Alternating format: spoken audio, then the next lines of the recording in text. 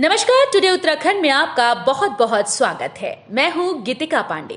हमारे प्यारे राज्य उत्तराखंड से जुड़ी हुई खबरों को जानने के लिए टुडे उत्तराखंड को सब्सक्राइब करें और उत्तराखंड के किस जिले से ये वीडियो देख रहे हैं कमेंट बॉक्स में हमें जरूर बताएं। मुख्यमंत्री धामी ने किया गायों का पूजन, प्रदेशवासियों के लिए की सुख समृद्धि व खुशहाली की कामना। मुख्यमंत्री पुष्कर सिंह धामी ने गोवर्धन पूजा के अवसर पर मुख्यमंत्री आवास में गायों की पूजा की। पूजा के दौरान उन्होंने प्रदेशवासियों की सुख समृद्धि और खुशहाली की कामना की। वहीं दूसरी तरफ आज गंगोत्री धाम के कपाट शीतकाल के लिए बंद कर दिए जाएंगे।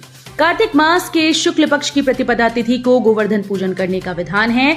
इस तिथि को अन्नकूट के नाम से जाना जाता है क्योंकि इस दिन घरों में अन्नकूट का भोग बनाया जाता है। गोवर्धन पूजा का पर्व दिवाली के दूसरे दिन मनाया जाता है, लेकिन इस बार अमावस्या तिथि 2 दिन होने की वजह से गोवर्धन पूजन 14 नवंबर को मनाया जा रहा है। इस दिन श्री कृष्ण के स्वरूप गोवर्धन पर्वत, गिरिराज जी और गाय की पूजा का विशेष महत्व होता है।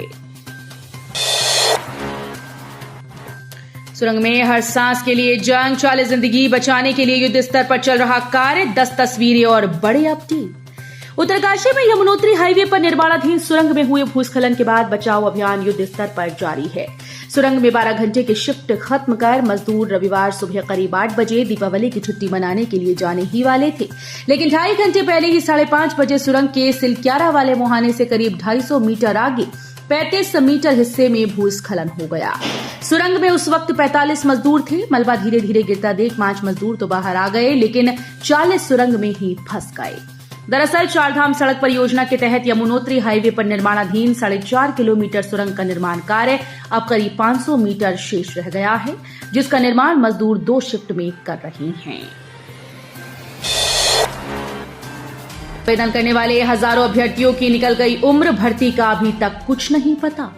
समूह गांव के तहत सब इंस्पेक्टर व अन्य पदों पर भर्ती का विज्ञापन निकाले 2 साल पूरे होने वाले हैं। इसके लिए आवेदन करने वाले हजारों अभ्यर्थी आयु सीमा पार कर गए, लेकिन भर्ती का पता नहीं। अभ्यर्थियों का कहना है कि भर्ती को लेकर कोई भी आयोग सुनने को तैयार नहीं। दरअसल अधीनस्थ सेवा चयन आयोग ने 3 जनवरी 2022 को पुलिस विभाग में उप निरीक्षक नागरिक पुलिस के 65, उप निरीक्षक अधिसूचना के 43, गुल्म नायक पुरुष PAC IRB के 89 और अग्निशमन द्वितीय अधिकारी के 24 मिलाकर 221 पदों पर भर्ती का विज्ञापन जारी किया था। शीतकाल के लिए बंद हुए गंगोत्री धाम के कपाट, मुखबा के लिए रवाना हुई मां गंगा की डोली। शीतकाल के लिए गंगोत्री धाम के कपाट आज श्रद्धालुओं के लिए बंद कर दिए गए। मां गंगा की डोली मुखबा के लिए रवाना हो गई। वहीं बद्रीनाथ धाम के कपाट बंद होने की प्रक्रियाएं भी आज से शुरू हो गई हैं। प्रदेश के सभी नगर निकायों में प्रशासक नियुक्त करने की तैयारी, निदेशालय ने भेजा प्रस्ताव। प्रदेश के सभी 84 नगर निकायों में सरकार प्रशासक नियुक्त करने की तैयारी में जुट गई है। इसके लिए शहरी विकास निदेशालय ने शासन को प्रस्ताव भेज दिया, जिस पर शासन जल्द ही निर्णय ले सकता है। 2 दिसंबर से आगामी 6 माह या नए बोर्ड के गठन तक ये प्रशासक नियुक्त होंगे। टिहरी झील में मिला 9 दिन से लापता छात्र का शव, घर से ट्यूशन के लिए निकला था। पिछले 9 दिन से घर से लापता चल रहे सुमन कॉलोनी निवासी छात्र का शव पुलिस ने सोमवार को टिहरी झील से बरामद किया। छात्र कारमल स्कूल में 10वीं कक्षा में पढ़ता था।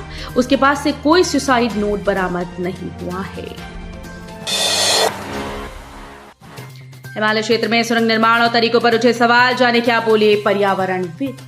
पर्यावरणविद सुरेश भाई ने हिमालय क्षेत्र में सुरंग निर्माण और इसके तरीकों पर सवाल उठाते हुए कहा कि निर्माण के काम में लगी कंपनीज नियमों की अनदेखी कर रही हैं।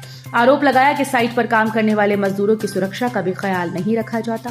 यमुनोत्री राष्ट्रीय राजमार्ग पर सिलक्यारा बैंड के पास ऑल वेदर रोड के लिए निर्माणाधीन सुरंग में भारी भूस्खलन के कारण 40 लोग पिछले 2 दिनों से फंसे हुए हैं। नेशनल लॉ यूनिवर्सिटी बनाने का किया गया था दावा, 23 साल बाद भी जमीन की तलाश नहीं हो सकी पूरी। उत्तराखंड में नेशनल लॉ यूनिवर्सिटी को लेकर 23 साल बाद भी असमंजस बना हुआ है। यह हाल तब है जबकि एक साथ बने राज्य छत्तीसगढ़ में वर्ष 2003 और झारखंड में 2010 में नेशनल लॉ यूनिवर्सिटी बन चुकी है, लेकिन उत्तराखंड में इसके लिए भूमि की तलाशी अभी तक पूरी नहीं हो पाई है।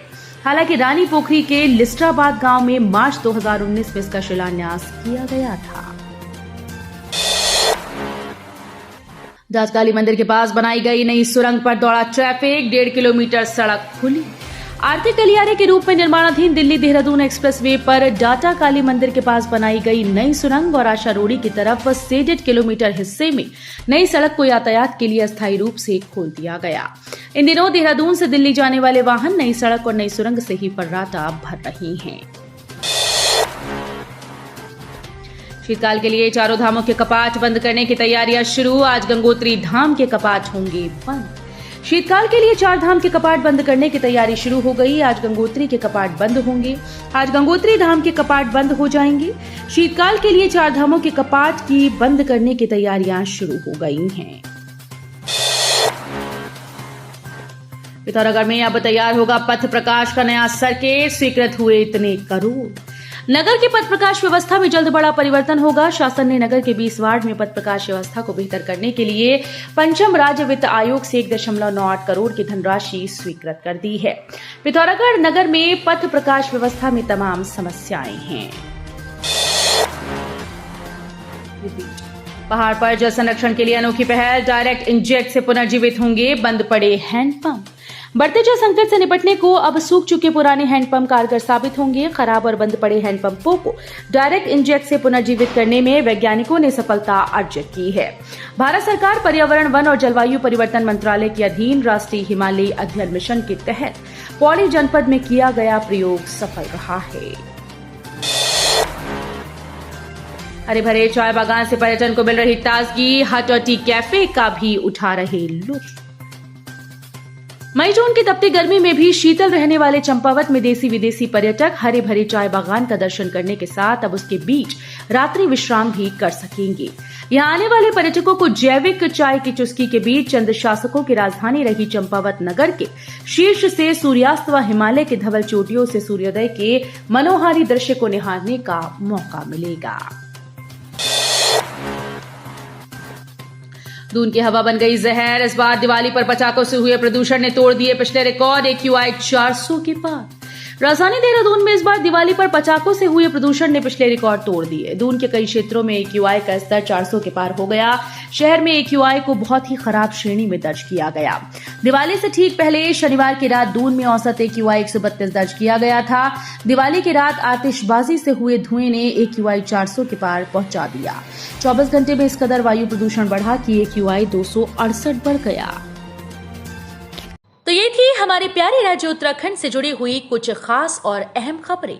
इसी तरह की लेटेस्ट अपडेट पाने के लिए अभी सब्सक्राइब करें टुडे उत्तराखंड चैनल को। धन्यवाद।